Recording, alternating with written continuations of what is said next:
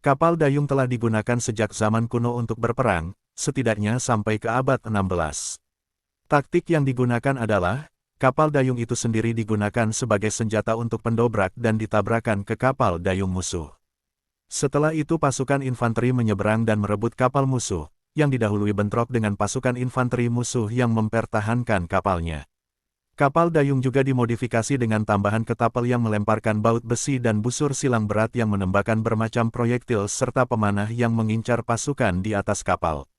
Kemenangan ditentukan oleh pasukan infanteri yang berhasil menguasai atau menenggelamkan kapal musuh.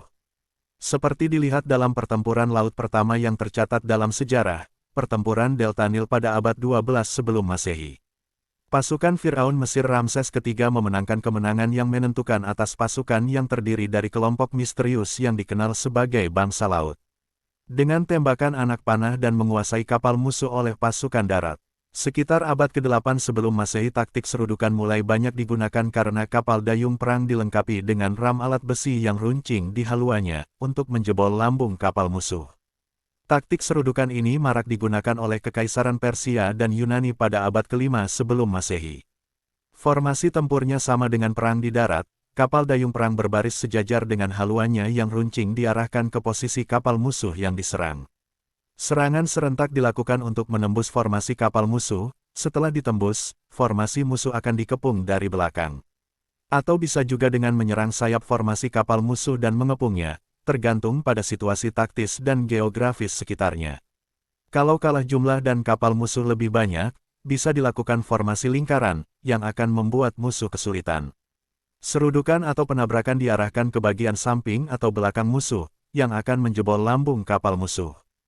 Cara lainnya adalah mematahkan dayung musuh, yang akan membuat kapal tidak bergerak dan jadi sasaran mudah. Setelah itu pasukan penyerang akan menaiki kapal musuh dan menguasainya, atau kalau musuh melakukan perlawanan gigih, kapal musuh bisa dihujani tembakan panah, lembing, api dan asap. Yang akan membuat pasukan di dalam kapal tidak berdaya dan para pendayung akan lumpuh. Setelah itu kapal, musuh akan menyerah atau tenggelam. Secara praktik sangat sulit melakukan taktik tersebut, karena butuh kecepatan dan manuver yang tepat, belum lagi situasi di lautan yang arah angin tidak bisa ditebak, yang bisa membuat pihak yang unggul akan kalah secara tiba-tiba akibat perubahan arah angin. Jadi armada laut di zaman kuno butuh pendayung berpengalaman dan terampil.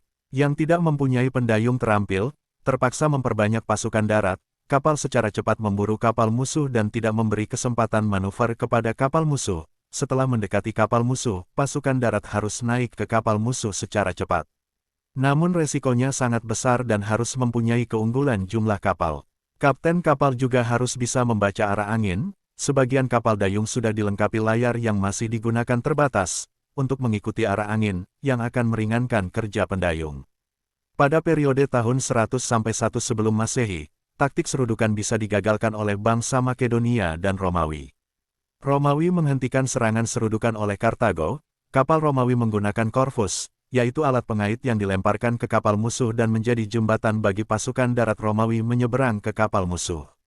Dan yang lebih ringan dan sangat menghancurkan armada laut Kartago, yaitu Harpax, sejenis alat yang ditembakkan melalui ketapel. Setelah tertancap di kapal musuh akan ditarik ke arah kapal Romawi. Alat itu sekaligus menjadi jembatan penyeberangan infanteri Romawi.